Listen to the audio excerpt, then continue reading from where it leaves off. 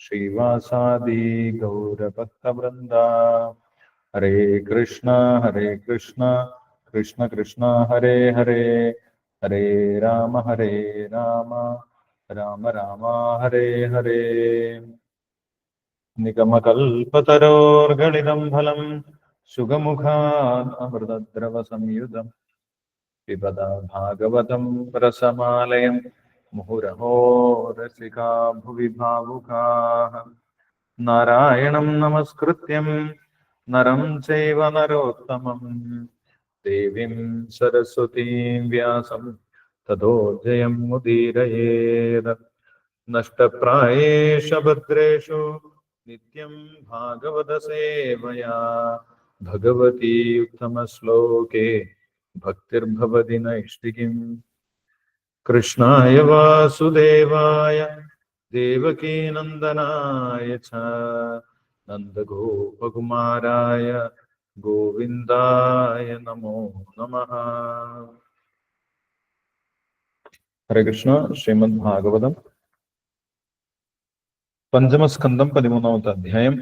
രഘുഗണ രാജാവും ജഡഭരതനും തമ്മിൽ കൂടുതൽ സംഭാഷണങ്ങൾ. ശ്ലോകം 3 മുതൽ 6 വരെ വായിക്കാം. പ്രഭൂത വീരു തൃണഗുൽമഗഹ്വരേ കഠോരതം ശേർമശകേരുഭദ്രുത ക്വചിത്തു ഗന്ധർവപുരം പ്രപശ്യതി ക്വചിച്ഛാശുരയോൽമുഖാഗ്രഹം. നിവാസതോ യാ ദ്രവിണാത്മബുദ്ധി തത്തത്തതോ ഭാവതി ഭോ അടവ്യാം ക്വചിച്ഛവാത്യോധിതപാം സുധൂമ്രാ ദിശോ ന ജാനാതി രജസ്വലാക്ഷഃ. അദൃശ്യത്സില്ലീശ്വനകർണശൂല ഉലൂകവാഗ്ഭിർവ്യതിദാന്തരാത്മാ അപുണ്യവൃക്ഷാൻ ശ്രയതേക്ഷുതാർത്ഥിതോ മരീചിതോ യാന്യഭിധാവതി ക്വചിദ്വിതോ യാ സരിതോഭിയാതി പരസ്പരം ചാലശതേ നിരന്ധഃ. ആസാദ്യധാവം ക്വചിദഗ്നിതപ്തോ നിർവിദ്യത്തെ ക്വചയക്ഷേർഹൃദാസുഃ. വിവർത്തനം വായിച്ചോളൂ.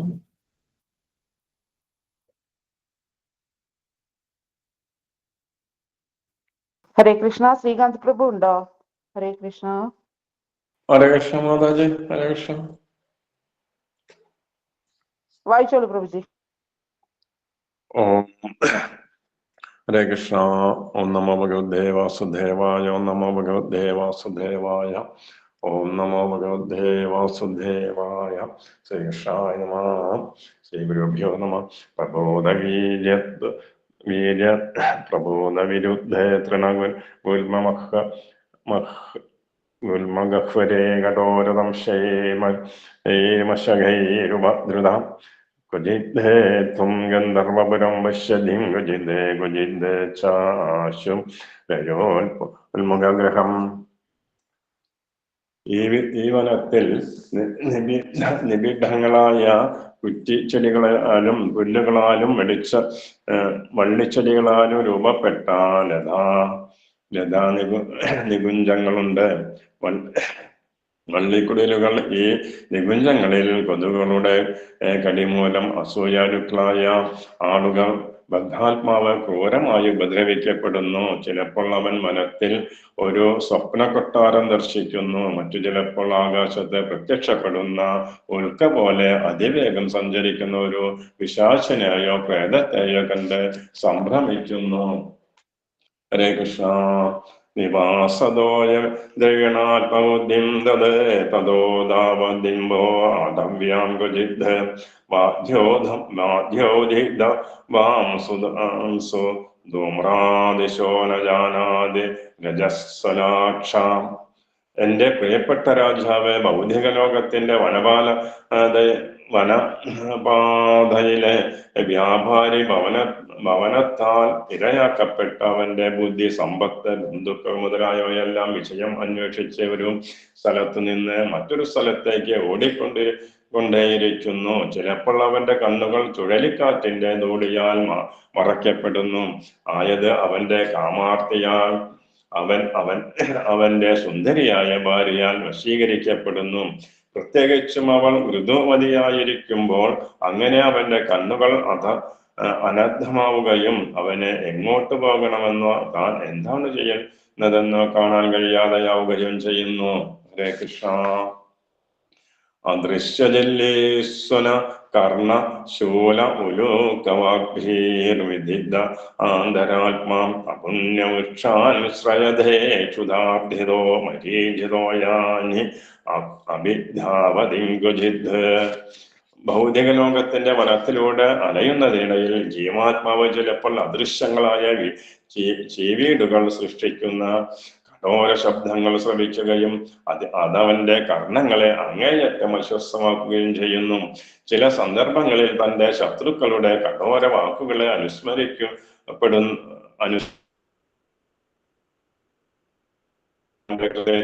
ബന്ധപ്പെടുത്തുന്നു. ചിലപ്പോൾ അവൻ പുഷ്പങ്ങളും ഫലങ്ങളും ഇല്ലാത്ത വൃക്ഷങ്ങളുടെ ചുവട്ടിൽ ആശ്രയം തേടുന്നു. കഠിനമായ വിശപ്പോടെ ചിലപ്പോൾ പ്രതീക്ഷിച്ച് അത്തരം വൃക്ഷങ്ങളെ അഭയം പ്രാപിക്കുന്ന അവനെ ദുഃഖിക്കേണ്ടി വരുന്നു. ദാഹജലം തേടുന്ന അവൻ ഒരു മരുഭൂമിയിലെ മരീചിയാൽ എന്ന പോലെ മായയാൽ കബളിക്കപ്പെടുകയും അതിനു പിന്നാലെ ഓടുകയും ചെയ്യുന്നു. വിധോയാം സരിതോ അഭിയാതി പരസ്പരം ചാലക്ഷതേ നിരന്ധ ആസാദ്യഭാവം ക്വചിത് അഗ്നിതപ്തോ നിർഭിദേ കുജി ക്വാം ച യക്ഷേ ഹൃദാസും. ജീവസത്ത ചിലപ്പോൾ ആഴം കുറഞ്ഞ നദിയിലേക്ക് ചാടുന്നു. അല്ലെങ്കിൽ ഭക്ഷ്യധാന്യങ്ങളുടെ ക്ഷാമം കൊണ്ട് വിഷമിക്കുന്നു. അപ്പോൾ അവൻ ഒട്ടും തന്നെ ദാനശീലരല്ലാത്ത ആളുകളോട് ഭക്ഷണം യാചിക്കുന്നു. ചിലപ്പോൾ അവൻ കാട്ടുതീ പോലുള്ള ഗൃഹസ്ഥ ജീവിതത്തിന്റെ ദഹിപ്പിക്കുന്ന അഗ്നിയാൽ ക്ലേശിക്കുന്നു. മറ്റു ചിലപ്പോൾ അവന് ജീവൻ പോലെ പ്രിയപ്പെട്ട അവന്റെ ധനം കനത്ത നികുതി ചുമത്തി രാജാക്കന്മാർ കൊള്ളയടിക്കുന്നതിന്റെ പേരിൽ അവൻ വിഷണ്ണനായി പോകുന്നു. ഹരേ കൃഷ്ണ. ഹരേ കൃഷ്ണ പ്രഭുജി. ഹരേ കൃഷ്ണ. ഹരേ കൃഷ്ണ. Thank you Sreeraman പ്രഭുജി. ഹരേ കൃഷ്ണ. അപ്പോൾ ജഡഭരതൻ രഘുഗണ രാജാവിന് പരമസത്യത്തെ കുറിച്ച് പറഞ്ഞു കൊടുത്തു. കഴിഞ്ഞ അധ്യായത്തിൽ നമ്മൾ വായിച്ചിട്ടുണ്ടായിരുന്നു. ഭൗതിക ലോകം വളരെ ക്ഷണികമാണെന്നും അത് അശാശ്വതമാണെന്നും പെട്ടെന്ന് തന്നെ ഇല്ലാതാകുന്നതാണെന്നും അതിലുള്ള അനുഭവങ്ങളെല്ലാം ഒരു സ്വപ്നതുല്യം പോലെയാണെന്നും പറഞ്ഞു കൊടുത്തു. അതിനുശേഷം പരമസത്യം ഭഗവാൻ വാസുദേവനാണെന്നും ആ ഭഗവാൻ വാസുദേവൻ ഒരിക്കലും മാറാത്തവനാണെന്നും ബുദ്ധിയുള്ള ഒരു വ്യക്തി ആ പരമപുരുഷനായിട്ടുള്ള ഭഗവാനെയാണ് ശരണം പ്രാപിക്കുന്നതെന്നും പറഞ്ഞു കൊടുത്തു. അതിനുശേഷം ഈ അധ്യായത്തിൽ ആ ഭൗതിക ലോകത്തിലെ മായികമായിട്ടുള്ള അവസ്ഥ എന്താണ്, താൻ ഈ ഭൗതിക ലോകം മായികമാണെന്ന് പറയുന്നത്, അതിലുണ്ടാകുന്ന യഥാർത്ഥ അനുഭവങ്ങൾ എന്തൊക്കെയാണ് എന്നുള്ള കാര്യം ഒരു കഥാരൂപത്തിൽ ഇവിടെ വിശദീകരിക്കുകയാണ് ജഡഭരതൻ ചെയ്യുന്നത്. അപ്പോൾ ഒരു വ്യക്തി ഈ ഭൗതിക ലോകത്തിൽ അനുഭവിക്കുന്ന കാര്യങ്ങളെക്കുറിച്ച് തന്നെയാണ്, എല്ലാവർക്കും ഉണ്ടാകുന്ന അനുഭവങ്ങളെ കുറിച്ചാണ് ജഡഭരതൻ പറയുന്നത്. ഒരു വനത്തിലേക്ക് പ്രവേശിക്കുന്ന വ്യാപാരിയെ പോലെയാണ്, വ്യാപാരിയുടെ കാര്യമാണ് ഇവിടെ ജഡഭരതൻ പറയുന്നത്. അപ്പോൾ അവിടെ വനമായിട്ട് ഉദ്ദേശിക്കുന്നത് ഈ ഭൗതിക ലോകം തന്നെയാണ്. വ്യാപാരി എന്ന് പറയുന്നത് ഈ ഭൗതിക ലോകത്തിൽ നിന്ന് എന്തെങ്കിലും നേടാം, സുഖം നേടാം, ഭഗവാനെ കൂടാതെ തന്നെ തനിക്ക് സുഖമായിട്ട് ജീവിക്കാം, ആ ഭൗതിക ലോകത്തിലെ ചില സുഖ സൗകര്യങ്ങൾ ആസ്വദിക്കാം എന്നൊക്കെ വിചാരിച്ച് ഭൗതിക ലോകത്തിലേക്ക് പ്രവേശിക്കുന്ന ജീവനെയാണ് ആ വനത്തിലേക്ക് പ്രവേശിക്കുന്ന വ്യാപാരിയായിട്ട് പറയുന്നത്. അപ്പോൾ വ്യാപാരി എന്തുദ്ദേശത്തിലാണ് വനത്തിലേക്ക് പോകുന്നത്? ആ വനത്തിൽ പോയി കഴിഞ്ഞാൽ വനത്തിൽ എന്തെങ്കിലും വിലപിടിപ്പുള്ള വിഭവങ്ങൾ ഉണ്ടാകും. ആ വിഭവങ്ങൾ ശേഖരിച്ചാൽ തനിക്ക് ധനം ലഭിക്കും, സമ്പത്ത് ലഭിക്കും. അങ്ങനെ തനിക്ക് ഈ ലോകത്തിൽ സുഖമായിട്ട് ജീവിക്കാം, സമ്പത്തുണ്ടെങ്കിൽ സുഖമായിട്ട് ജീവിക്കാം എന്ന് വിചാരിച്ച് വനത്തിലേക്ക് പോകുന്ന ഒരു വ്യാപാരിയെ പോലെയാണ് ഈ ഭൗതിക ലോകത്തിൽ തനിക്ക് സ്ഥാനമാനങ്ങൾ ലഭിച്ചാൽ, ധനം ലഭിച്ചാൽ സുഖമായിട്ട് ജീവിക്കാം എന്ന് വിചാരിച്ച് ഈ ഭൗതിക ലോകത്തിലേക്ക് വരുന്ന ജീവൻ. പക്ഷേ ആ ജീവൻ ഒരിക്കലും യഥാർത്ഥ സുഖം ഈ ഭൗതിക ലോകത്തിൽ അനുഭവിക്കുന്നില്ല എന്നുള്ള കാര്യമാണ് ഇവിടെ രഘുഗണ രാജാവിന് ജഡഭരതൻ പറഞ്ഞു കൊടുക്കുന്നത്. താൻ വിചാരിച്ചതിൽ നിന്നും വിപരീതമായിട്ടുള്ള കാര്യങ്ങളാണ് ഇവിടെ സംഭവിക്കുന്നത്. അതിന് പല ഉദാഹരണങ്ങളും ഇവിടെ ജഡഭരതൻ പറയുന്നുണ്ട്. ആ കാട്ടിലേക്ക് പോയിട്ടുള്ള വ്യാപാരി എന്തൊക്കെ കാര്യങ്ങളാണ് അവിടെ അനുഭവിക്കുന്നത്, ഒരു ഭൗതിക ലോകത്തിലേക്ക് പ്രവേശിച്ച ജീവാത്മാവ് യഥാർത്ഥത്തിൽ എന്തൊക്കെയാണ് അനുഭവിക്കുന്നത്. ജീവാത്മാവ് വിചാരിക്കുന്നത് ഇന്ന കാര്യങ്ങൾ നേടിക്കഴിഞ്ഞാൽ എനിക്കിവിടെ സുഖമായിട്ട് ജീവിക്കാം എന്നാണ് അത് വിചാരിക്കുന്നത്. സമ്പത്ത്, സമൂഹത്തിൽ ഉയർന്ന സ്ഥാനം, ധാരാളം അനുയായികൾ, ഇവരൊക്കെ ഉണ്ടെങ്കിൽ എനിക്ക് ഇവിടെ ഞാൻ പറയുന്നത് പോലെ കാര്യങ്ങളൊക്കെ നടക്കും, എന്റെ നിയന്ത്രണത്തിൽ കാര്യങ്ങൾ വരും എന്നുള്ള തെറ്റിദ്ധാരണയിലാണ് ആ ഒരു ജീവാത്മാവ് പ്രവർത്തിക്കുന്നത്. അതേപോലെ തന്നെയാണ് വനത്തിലേക്ക് പോയിട്ടുള്ള വ്യാപാരി. അവിടെ നിന്നും സമ്പത്ത്, വിഭവങ്ങളൊക്കെ കിട്ടിക്കഴിഞ്ഞാൽ പിന്നെ എനിക്ക് ഞാൻ വിചാരിച്ചതുപോലെ ജീവിക്കാം എന്നാണ് ആ വനത്തിലേക്ക് പോകുന്ന വ്യാപാരി വിചാരിക്കുന്നത്. പക്ഷെ അവിടെ യഥാർത്ഥത്തിൽ എന്താണ് സംഭവിക്കുന്നത്? ഈ വ്യാപാരിയുടെ സ്വപ്നം പോലെ തന്നെ അല്ലെങ്കിൽ ചിന്തകൾ പോലെ തന്നെ കാര്യങ്ങൾ നടക്കുന്നുണ്ടോ, അല്ലെങ്കിൽ അദ്ദേഹത്തിന് വിപരീതമായിട്ടുള്ള വ്യത്യസ്തമായിട്ടുള്ള എന്തെങ്കിലും അനുഭവങ്ങളാണോ ഉണ്ടാകുന്നത് എന്നൊക്കെയാണ് ഇവിടെ പറയുന്നത്. പ്രഭൂതവീര തൃണകുൽ മഗഹുരേ കഠോരദം ശൈർമശകൈർവദ്രുത കൊച്ചിത്തു ഗന്ധർവപുരം പ്രപശ്യതി ക്വചിത് ക്വചിച്ഛാശുരയോൽമുഖാഗ്രഹം. ആ വനത്തിലേക്ക് പോയിട്ടുള്ള ആ വ്യാപാരി അവിടെ ധാരാളം കുറ്റിച്ചെടികളും പുല്ലുകളും വള്ളിച്ചെടികൾ കൊണ്ട് നിർമ്മിച്ചിട്ടുള്ള വള്ളിക്കുടിലുകളും ഒക്കെ കാണുന്നുണ്ട്. അപ്പോൾ അതെന്താണ് ഉദ്ദേശിക്കുന്നത്? ആ വള്ളിക്കുടിലുകൾ എന്ന് പറഞ്ഞു കഴിഞ്ഞാൽ പുൽമേടുകൾ, വള്ളിക്കുടിലുകളൊക്കെ കാണുന്ന സമയത്ത് നമ്മൾക്ക് ഒരു ആകർഷണം ഉണ്ടാകും. ഇവിടെ നല്ലൊരു പ്രദേശമാണ്, ഇവിടെ ഇരുന്ന് എനിക്ക് സന്തോഷിക്കാം എന്നുള്ള രീതിയിൽ ആ വ്യക്തിക്ക് തോന്നും. അതേപോലെയാണ് ഈ ഭൗതിക ലോകം. പുറമെ കാണുന്ന സമയത്ത് ആകർഷിക്കുന്ന പല കാര്യങ്ങളും ഉണ്ടാകും. വീട്, കുടുംബം, കുട്ടികൾ, നല്ല വീട്, നല്ല ഭാര്യ, കുട്ടികൾ, ഇവരൊക്കെ ഉണ്ടെങ്കിൽ എനിക്ക് സുഖമായിട്ട് ജീവിക്കാൻ സാധിക്കും എന്നുള്ള ഒരു ധാരണയുണ്ടാകും. ആ ഒരു ധാരണയാണ് ഇവിടെ വ്യാപാരിക്ക് വരുന്നത്. അതാണ് ഇവിടെ ലതാനികുഞ്ചങ്ങൾ, ഇവിടെ എനിക്ക് സുഖമായിട്ടിരിക്കാം, ഈ വള്ളിക്കുടിലിൽ എനിക്ക് സുഖമായിട്ടിരിക്കാം എന്ന് വിചാരിക്കാം, അല്ലെ? ഒരു നല്ല കുടുംബം ഉണ്ടെങ്കിൽ എനിക്ക് അവിടെ സുഖമായിട്ട് ജീവിക്കാം എന്ന് വിചാരിക്കുന്നതാണ് ആ വള്ളിക്കുടിലിനെ ഉദ്ദേശിക്കുന്നത്. പക്ഷെ എന്താണ് സംഭവിക്കുന്നത്? ആ വള്ളിക്കുടിലിൽ പോയി ഇരിക്കുമ്പോഴാണ് മനസ്സിലാവുന്നത് അവിടെ സുഖമായിട്ടിരിക്കാൻ സാധിക്കുന്നില്ല. എന്താണ് പ്രശ്നം?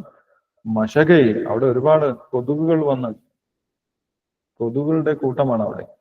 പുറമെ കാണുമ്പോൾ വള്ളിക്കുടിൽ നല്ല മനോഹരമായിട്ടുള്ള സ്ഥലമാണ്. പക്ഷെ അവിടെ പോയി ഇരിക്കുന്ന സമയത്താണ് മനസ്സിലാവുന്നത് ഇവിടെ കൊതുകുകളുടെ കൂട്ടമാണ്. കൊതുകിന്റെ കടി മൂലം അവിടെ ഇരിക്കാൻ സാധിക്കുന്നില്ല എന്നാണ് പറയുന്നത്. അപ്പോൾ എന്താണ് കൊതുകുകൾ എന്ന് ഉദ്ദേശിക്കുന്നത്? ചുറ്റുപാടുമുള്ള അസൂയാലുക്കളായിട്ടുള്ള വ്യക്തികളെയാണ് കൊതുകുകൾ എന്ന് ഉദ്ദേശിക്കുന്നത്. അപ്പോൾ അവർ എവിടെയും ഒരു സ്ഥാനത്തും നമ്മളെ ഇരിക്കാൻ അനുവദിക്കില്ല, അല്ലെ? എവിടെയെങ്കിലും നല്ലൊരു സ്ഥാനം ഭൗതിക ലോകത്ത് കിട്ടിക്കഴിഞ്ഞാൽ ചുറ്റുപാടും ആര് വരും? അസൂയാലുക്കളായിട്ടുള്ള ആളുകൾ അവിടെ നിന്നും ആ സ്ഥാനത്ത് നിന്നും അവരെ പുറത്തിറക്കാൻ വേണ്ടി ശ്രമിച്ചുകൊണ്ടേയിരിക്കും. അതാണ് കൊതുകിന്റെ കടി എന്ന് പറയുന്നത്. അപ്പൊ ഭൗതിക ലോകത്തിൽ ഏത് സ്ഥാനം നമുക്ക് ലഭിച്ചു കഴിഞ്ഞാലും ചുറ്റുപാടും എന്തുണ്ടാകും? കൊതുകുകൾ ഉണ്ടാകും. ഈ അസൂയാലുക്കളായിട്ടുള്ള ആളുകൾ ഉണ്ടാകും. അവരൊരിക്കലും അവിടെ സമാധാനമായിട്ട് ഇരിക്കാൻ അനുവദിക്കില്ല. അപ്പൊ ഈ വ്യാപാരി വിചാരിക്കുന്നത് ആ വള്ളിക്കുടലിൽ പോയിട്ട് സുഖമായിട്ട് ഇരിക്കാം എന്നാണ്. പക്ഷെ അവിടെ ഇരിക്കുന്ന സമയത്താണ് അവിടെ നിറച്ചും കൊതുകുകളാണ്. മശകൈ എന്നാണ് പറയുന്നത്. മശകൈർ ഉപദ്രുത. ആ കൊതുകുകൾ അദ്ദേഹത്തിന് ഉപദ്രവിച്ചുകൊണ്ടിരിക്കുന്നു. അവിടെ ഇരിക്കാൻ അനുവദിക്കുന്നില്ല. അവിടെ നിന്ന് ഓടിക്കും. കൊതുക് കടിച്ച് അവിടെ നിന്ന് ഓടിക്കും. അതേപോലെയാണ് ഭൗതിക ലോകത്തിൽ ഏതെങ്കിലും ഒരു സ്ഥാനം കിട്ടിക്കഴിഞ്ഞാൽ എനിക്ക് സുഖമായിട്ടിരിക്കാം എന്ന് നമ്മൾ വിചാരിക്കും. പക്ഷെ ആ സ്ഥാനത്ത് എത്തുന്ന സമയത്താണ്, അത് കിട്ടിക്കഴിയുമ്പോഴാണ് മനസ്സിലാവുന്നത് അങ്ങനെ ഇരിക്കാൻ അനുവദിക്കുന്നില്ല. ചുറ്റുപാടും ആളുകൾ, ആ സ്ഥാനത്തിന് വേണ്ടി ആഗ്രഹിക്കുന്ന മറ്റൊരുപാട് ആളുകളുമുണ്ട്. അവരൊക്കെ അസൂയ കൊണ്ട് അദ്ദേഹത്തിനെ പുറത്താക്കാൻ വേണ്ടി പല ആ, രാഷ്ട്രീയമായിട്ടുള്ള കാര്യങ്ങളും ചെയ്യും. അല്ലെ, ചിലപ്പോൾ അവരെ മറ്റ് ആളുകളെല്ലാം ചേർന്ന് അവരെ പല രീതിയിൽ കുടുക്കാൻ വേണ്ടിയിട്ടുള്ള ശ്രമങ്ങളൊക്കെ നടത്തും. അങ്ങനെ ഉപദ്രവിച്ച് അവിടെ നിന്ന് പുറത്താക്കാൻ ശ്രമിക്കും എന്നാണ് പറയുന്നത്. അതാണ് മശകൈ ഉപദ്രുത എന്ന് പറയുന്നത്. ഉപദ്രുത എന്ന് പറയുന്നത്. അപ്പൊ കൊതുകിന്റെ കടി എന്ന് പറയുന്നത് ചുറ്റുപാടുമുള്ള അസൂയാലുക്കളായിട്ടുള്ള ആളുകളാണ്. ഇത് ഭൗതിക ലോകത്തിൽ സ്വാഭാവികമാണ്. കാരണം എല്ലാവരും ഇന്ദ്രിയ തൃപ്തിക്ക് വേണ്ടി നടക്കുന്നവരാണ്. അപ്പോൾ ഒരു വ്യക്തിക്ക് മാത്രം കൂടുതൽ സൗകര്യങ്ങൾ ലഭിക്കുന്ന സമയത്ത് മറ്റു വ്യക്തിക്ക് ഒരിക്കലും അത് സഹിക്കാൻ സാധിക്കില്ല. പുറമെ ചിലപ്പോൾ അവർ ബഹുമാനപൂർവ്വം സംസാരിക്കും, പരസ്പരം ചിരിക്കും, സംസാരിക്കും ഒക്കെ ചെയ്യുമെങ്കിലും ഉള്ളിൽ ഈ ഒരു അസൂയ, ഇദ്ദേഹത്തിന് മാത്രം എന്താണ് എത്ര വലിയ സ്ഥാനം, എനിക്കെന്താണ് അത് കിട്ടാത്തത്, അദ്ദേഹം അവിടെ ഇരിക്കണ്ട എന്നുള്ള രീതിയിൽ ഒരു ചിന്ത തീർച്ചയായിട്ടും എല്ലാ ഭൗതിക ലോകത്തിലുള്ള ആളുകൾക്കും ഉണ്ടാകും. അതാണ് കൊതുകിന്റെ കടി എന്ന് പറയുന്നത്. അങ്ങനെ ഒരു സ്ഥാനത്തും സ്വസ്ഥമായിട്ടിരിക്കാൻ സാധിക്കുന്നില്ല എന്നാണ് പറയുന്നത്. ചിലപ്പോൾ അവൻ വനത്തിൽ ഒരു സ്വപ്ന കൊട്ടാരം ദർശിക്കും. അപ്പൊ ചിലപ്പോൾ സ്വപ്ന കൊട്ടാരം എന്ന് പറയുന്നത് എല്ലാവരുടെയും മനസ്സിലും അകത്തും ഒരു സ്വപ്ന കൊട്ടാരം ഉണ്ടായിരിക്കും.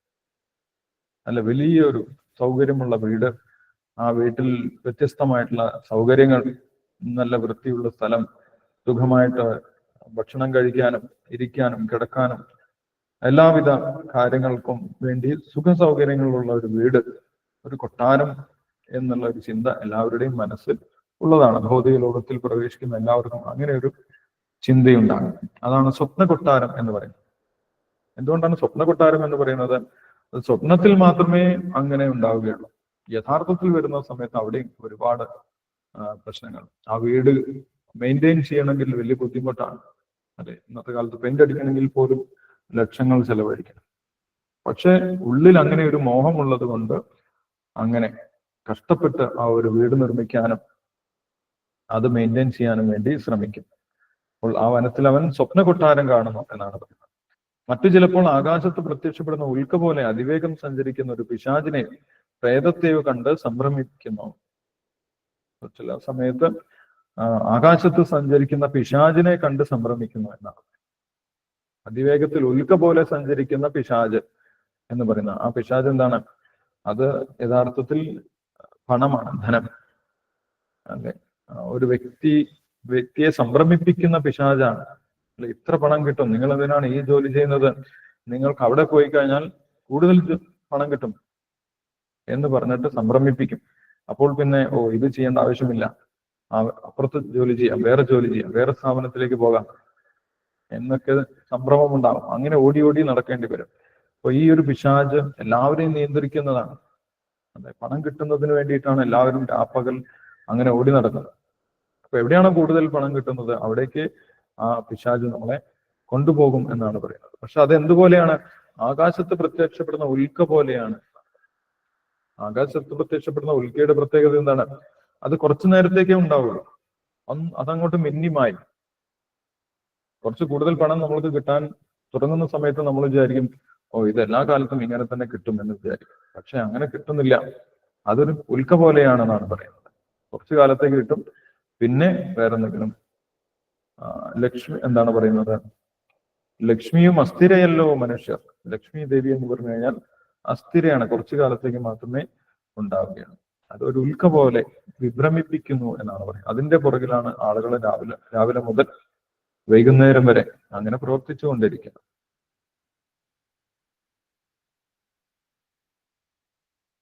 പിന്നീട് അടുത്ത ശ്ലോകത്തിൽ പറയുന്നു, 4-ാമത്തെ ശ്ലോകത്തിൽ പറയുന്നു, നിവാസതോയ ദ്രവിണാത്മബുദ്ധി തതോധാവതിഭോ അടവ്യാം.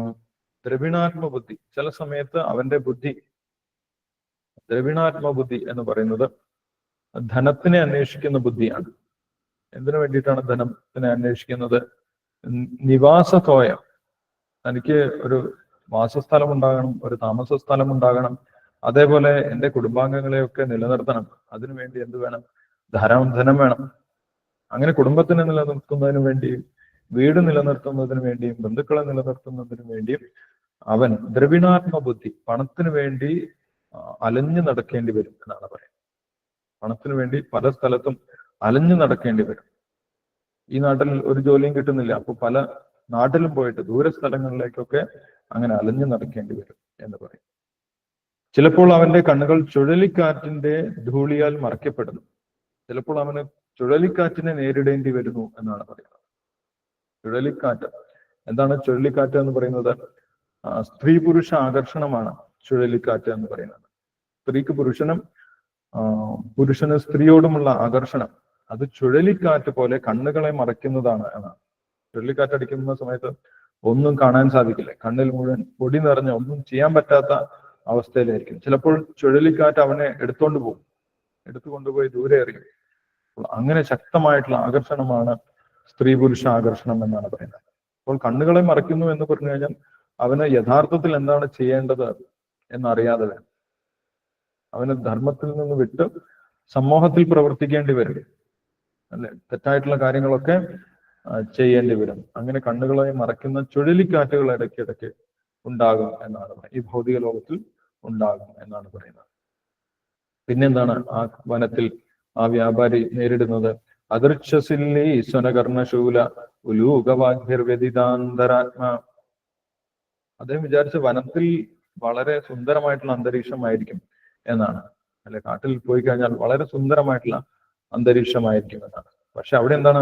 അവിടെ നിറച്ചും സില്ലീസ്വനം. സില്ലി എന്ന് പറയുന്നത് ചീവീടുകളാണ്. നിറച്ചും ചീവീടുകളാണ് ആ കാട്ടിൽ. അപ്പോൾ അവിടെ സ്വസ്ഥമായിട്ട് എവിടെയെങ്കിലും നടക്കാം, കാഴ്ചകൾ കാണാം എന്നൊക്കെ വിചാരിക്കുന്ന സമയത്ത് നിറച്ചും ചീവീടുകളുടെ ശബ്ദം കൊണ്ട് മറ്റൊന്നും കേൾക്കാൻ സാധിക്കുന്നില്ല, ഒന്നും ആസ്വദിക്കാൻ സാധിക്കുന്നില്ല. എന്താണ് ചീവീടുകളുടെ ശബ്ദം എന്ന് പറയുന്നത്?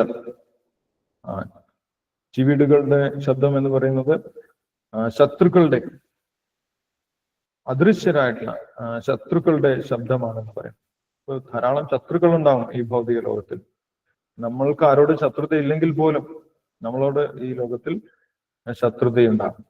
അതേപോലെ പേടിപ്പെടുത്തുന്ന രീതിയിൽ ഉലൂകവാഗ്യം. ഉലൂകം എന്ന് പറയുന്നത് മൂങ്ങയാണ്. കാട്ടിൽ മൂങ്ങ വലിയ ശബ്ദത്തിൽ കരയും. കേൾക്കുന്ന സമയത്ത് പേടിപ്പെടുത്തുന്ന ശബ്ദമാണ്. എന്താണ് പേടിപ്പെടുത്തുന്ന ശബ്ദം എന്ന് പറയുന്നത്? അത് ഉദ്യോഗസ്ഥരും നമ്മുടെ ജോലി ചെയ്യുന്ന സ്ഥലത്തുള്ള നമ്മുടെ ഉയർന്ന ഉദ്യോഗസ്ഥർ അവർ നമ്മളെ ഭയപ്പെടുത്തും. നീ എന്താണ് ചെയ്യുന്നത്? പണം കിട്ടണമെങ്കിൽ ഇങ്ങനെ ചെയ്യണം, കൃത്യമായിട്ട് ചെയ്യണം, സമയത്തിന് വരണം എന്നൊക്കെ പറഞ്ഞിട്ട് പല രീതിയിൽ ഭീഷണിപ്പെടുത്തും. ആ ഭീഷണി ശബ്ദങ്ങൾ നമ്മൾ അനുഭവിക്കേണ്ടി വരും. എല്ലാം പണം കിട്ടുമെന്ന് വിചാരിച്ചിട്ടാണ് ഇതെല്ലാം നമ്മൾ സഹിക്കുന്നത്, അല്ലെ? അപ്പൊ അങ്ങനെയുള്ള ഉലൂക വാഗ്ബീർ അതും കേൾക്കേണ്ടി വരും എന്നാണ് പറയുന്നത്. നമ്മുടെ മേലധികാരികൾ നമ്മളെ ഭീഷണിപ്പെടുത്തുന്ന രീതിയിൽ ഭയപ്പെടുത്തും. പല സമയത്തും ആ വ്യക്തി തളർന്ന് ഇതെല്ലാം അനുഭവിച്ച് തളർന്ന് അപുണ്യവൃക്ഷാശ്രയേക്ഷുതാർദിതോ, ഇത്രയൊക്കെ ഞാൻ ഇദ്ദേഹത്തിന് വേണ്ടി ചെയ്തിട്ടും ഇവര് എന്നോട് ഇങ്ങനെയാണ് പെരുമാറുന്നത് എന്ന് വിചാരിച്ച് മറ്റ് ആരെങ്കിലും ശരണം പ്രാപിക്കും. അപുണ്യവൃക്ഷാശ്രയേക്ഷുതാർദിതോ, ഞാൻ ഇത്രയും നല്ല രീതിയിൽ ചെയ്തിട്ടും എന്താണ് ചെയ്യുന്നത്? എന്നോട് അവര് മോശമായിട്ടാണ് പെരുമാറുന്നത്. അപ്പോൾ പിന്നെ ഞാൻ ശരിയായിട്ടുള്ള രീതിയിലൊന്നും ചെയ്യുന്നില്ല, ഞാൻ തെറ്റായ മാർഗത്തിലൂടെ ധനം സമ്പാദിക്കാം എന്ന് ചിലപ്പോൾ തീരുമാനമെടുക്കും. അതാണ് അപുണ്യവൃക്ഷം എന്ന് പറയുന്നത്. അപുണ്യവൃക്ഷം തെറ്റായിട്ടുള്ള രീതിയിൽ എനിക്ക് ധാരാളം ധനം സമ്പാദിക്കാൻ സാധിക്കും എന്ന് വിചാരിക്കും. അങ്ങനെ പ്രവർത്തിക്കാൻ തുടങ്ങും. അതാണ് അപുണ്യവൃക്ഷ ആശ്രയേ ക്ഷുധാർഗിതം. അപുണ്യവൃക്ഷത്തിന്റെ പ്രത്യേകത എന്താണ്? അതിൽ കായ ഉണ്ടാവില്ല. ആ വൃക്ഷം അങ്ങനെ വളർന്നു വലുതാവും. വൃക്ഷം വളർന്നു വലുതാവുന്ന സമയത്ത് നമ്മൾ വിചാരിക്കും ഇതിൽ ധാരാളം ഫലം ഉണ്ടാകും, അല്ലെ? ഇതിൽ ധാരാളം പുഷ്പങ്ങൾ ഉണ്ടാകും എന്നൊക്കെ വിചാരിക്കും. അതേപോലെ തെറ്റായിട്ടുള്ള മാർഗത്തിൽ സഞ്ചരിക്കുന്ന സമയത്ത് നമ്മൾ വിചാരിക്കും, നമ്മൾക്ക് ചില നേട്ടങ്ങളൊക്കെ ഉണ്ടാകുന്ന സമയത്ത് വിചാരിക്കും ധാരാളം സമ്പത്ത് ഇതുകൊണ്ടുണ്ടാകാം, ശരിയായിട്ടുള്ള മാർഗത്തിലൊന്നും പോകേണ്ട ആവശ്യമില്ലായിരുന്നു, തെറ്റായിട്ടുള്ള മാർഗമാണ് നല്ലതെന്ന് വിചാരിക്കും. പക്ഷെ അത് അപുണ്യവൃക്ഷമാണ്. അതിൽ യഥാർത്ഥ ഫലം ഉണ്ടാവുന്നില്ല. അതിൽ എന്താണ് ഉണ്ടാവുന്നത്? മുള്ളുകളാണ് ഉണ്ടാവുന്നത്. ആ മുള്ളുകളുടെ ഫലം നമ്മൾ പിന്നീട് അനുഭവിക്കേണ്ടി വരും. അതാണ് അപുണ്യമാർഗത്തിൽ, തെറ്റായിട്ടുള്ള മാർഗത്തിൽ കർമ്മം ചെയ്യുന്നതിനെയാണ് അപുണ്യവൃക്ഷാൻ എന്ന് പറയുന്നത്. തെറ്റായിട്ടുള്ള രീതിയിൽ സഞ്ചരിച്ചാൽ സുഖമായിട്ട് ജീവിക്കാമെന്ന് വിചാരിക്കും. പക്ഷെ ആത്യന്തികമായിട്ട് അതിൽ നിന്ന് ഫലമൊന്നും കിട്ടുന്നില്ല. അതിലുണ്ടാവുന്നത് മുള്ളുകളാണ്. എന്നാണ് പറയുന്നത്. പിന്നീട് മരീചിതോയ അന്യഭിധാവതി ക്വചിത്. ചിലപ്പോൾ ഒരു മരീചികയിൽ എന്ന പോലെ ദാഹജലം തേടുന്ന അവൻ ഒരു മരുഭൂമിയിലേക്ക് മരീചികയാൽ എന്ന പോലെ മായയാൽ കബളിപ്പിക്കപ്പെടുകയും അതിന് പിന്നാലെ ഓടുകയും ചെയ്യുന്നു. അല്ലെ, ഇപ്പോൾ നിങ്ങൾക്ക് ധാരാളം പണം ലഭിക്കും, ഈ ഒരു മാർക്കറ്റിംഗ് ചെയ്താൽ മതി, ഈ ഒരു കാര്യം ചെയ്താൽ മതി, ഈ ഒരു ബിസിനസ് ചെയ്താൽ മതി എന്ന് പറഞ്ഞിട്ട് നമ്മളെ കൊണ്ട് അങ്ങനെ ആളുകളെ പണിയെടുപ്പിക്കും. ഇപ്പോൾ കിട്ടുമെന്ന് വിചാരിച്ചിട്ട് അതിന്റെ പുറകെ അങ്ങനെ ഓടിക്കൊണ്ടിരിക്കും. അതിനാണ് മരീചിക എന്ന് പറയുന്നത്. മരീചികയുടെ പുറകെ ഒരു മാൻ, ഒരു മൃഗം ഓടിക്കൊണ്ടിരിക്കും. ഇപ്പോൾ വെള്ളം കിട്ടും എന്ന് വിചാരിച്ച് അങ്ങനെ പോവുകയാണ്. അവിടെ എത്തുമ്പോഴാണ് മനസ്സിലാവുന്നത് വെള്ളമില്ല. കുറച്ചും കൂടി ദൂരെ അപ്പുറത്തുണ്ടാവും, അങ്ങോട്ടോടും. അവിടെ എത്തുമ്പോൾ അവിടെ ഉണ്ടാവില്ല, പക്ഷെ അതിന്റെ തൊട്ട അടുത്തുണ്ടാവും. അങ്ങനെ അങ്ങോട്ടോടും. ഇങ്ങനെ മായയാൽ ആ വ്യക്തി കബളിപ്പിക്കപ്പെടും. ഇപ്പോൾ എനിക്ക് എന്റെ ജീവിതം വിജയമാകും എന്ന് വിചാരിച്ച് ആ വ്യക്തിയെ മറ്റു പലരും അങ്ങനെ കബളിപ്പിച്ചുകൊണ്ടിരിക്കും. ഇതിലെല്ലാം തളർന്ന് ചിലപ്പോൾ ആ വ്യക്തി വിശ്രമിക്കുന്നതിന് വേണ്ടി അല്ലെങ്കിൽ ഒരു ആശ്വാസം ലഭിക്കുന്നതിന് വേണ്ടി ആ വനത്തിൽ ഒരു നദി കാണുന്ന സമയത്ത് ആ നദിയിലേക്ക് എടുത്തു ചാടുമെന്നാണ് പറയുന്നത്. അല്ലെ, ഒന്ന് കുളിക്കാം, ഒന്ന് ഫ്രഷ് ആവാം എന്ന് വിചാരിക്കും. പക്ഷെ എന്താണ് അവിടെ സംഭവിക്കുന്നത്? ആ നദിയിൽ വെള്ളം കുറവായിരുന്നു. വെള്ളം കുറവായിട്ടുള്ള നദിയിലേക്ക് എടുത്തു ചാടിക്കഴിഞ്ഞാൽ എന്ത് സംഭവിക്കും? തലയിടിക്കും, അടിയിൽ പോയിട്ട് തല പൊട്ടിപ്പോകും. അപ്പോൾ എന്താണ് ഈ വെള്ളം കുറഞ്ഞ നദിയിലേക്ക് എടുത്തു ചാടുക എന്ന് പറയുന്നത്? ഇങ്ങനെ ഒരുപാട് ജീവിതത്തിൽ പ്രശ്നങ്ങളൊക്കെ ഉണ്ടാകുന്ന സമയത്ത് ആ വ്യക്തി ആഴം കുറഞ്ഞ നദിയെ സമീപിക്കും. ആഴം കുറഞ്ഞ നദി എന്ന് പറഞ്ഞു കഴിഞ്ഞാൽ യഥാർത്ഥ അറിവില്ലാത്ത സുഹൃത്തുക്കൾ, നമ്മളെ ശരിയായ രീതിയിൽ നയിക്കാൻ അറിയാത്ത സുഹൃത്തുക്കൾ, അവരെ അഭയം പ്രാപിക്കും. അവരോട് കാര്യങ്ങളൊക്കെ തുറന്നു പറയും. അപ്പൊ അവര് പറയും ഒന്നും പ്രശ്നമില്ല, ഞാൻ പറയുന്നത് പോലെ ചെയ്താൽ മതി എന്ന് പറഞ്ഞിട്ട് അവർ വേറൊരു വഴിക്ക് കൊണ്ടുപോകും.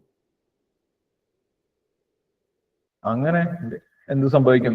വീണ്ടും തെറ്റായിട്ടുള്ള മാർഗത്തിൽ തലയിടിച്ചു പോകും. അല്ലെ, ആഴമില്ലാത്ത വെള്ളത്തിലേക്ക് ചാടിക്കഴിഞ്ഞാൽ തലയിടിക്കുന്നത് പോലെയാണ് തെറ്റായിട്ടുള്ള മാർഗത്തിൽ നമ്മളെ നയിക്കുന്ന ഒരു സുഹൃത്തിനെ അഭയം പ്രാപിക്കുന്നത്. അതാണ് ആഴം കുറഞ്ഞ നദിയിലേക്ക് ചാടുന്നത് എന്ന് പറയും. ചില സമയത്ത് അവന് ഒട്ടും ദാനശീലമില്ലാത്ത വ്യക്തികളോട് യാചിക്കേണ്ടി വരും. അതെന്താണ്? ചിലപ്പോൾ നമ്മൾക്ക് ഒറ്റയ്ക്ക് നിലനിൽക്കാൻ സാധിക്കാത്ത അവസരങ്ങളിൽ നമ്മുടെ ബന്ധുക്കളോടും സുഹൃത്തുക്കളോടും ഒക്കെ കാര്യങ്ങൾ ചോദിക്കേണ്ടി വരും, എന്തെങ്കിലും സഹായം ചോദിക്കുക. അപ്പോഴാണ് നമുക്ക് അവരുടെ യഥാർത്ഥ സ്വഭാവം മനസ്സിലാക്കാൻ സാധിക്കുന്നത്. അല്ലെ, അവർ ബന്ധുക്കളും സുഹൃത്തുക്കളുമാണെങ്കിൽ പോലും നമ്മൾ ധനം യാചിക്കുന്ന സമയത്താണ് അവരുടെ ആ ഒരു യഥാർത്ഥ സ്നേഹം മനസ്സിലാക്കാൻ സാധിക്കുന്നത് എന്നത്.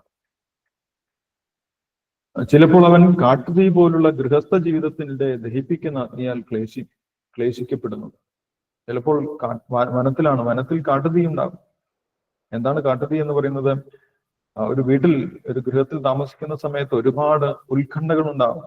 മറ്റുള്ളവരെ കുറിച്ച്, മറ്റുള്ളവരുടെ പ്രശ്നങ്ങൾ, സ്വന്തം പ്രശ്നങ്ങൾ, ആരോഗ്യ പ്രശ്നങ്ങൾ, പരസ്പരമുള്ള വഴക്കുകൾ, സംസാരം, ഇതുകൊണ്ടൊക്കെ ഒരുപാട് ബുദ്ധിമുട്ടുകൾ, മാനസികമായിട്ടുള്ള പ്രശ്നങ്ങൾ, ഉത്കണ്ഠകൾ ഉണ്ടാകും.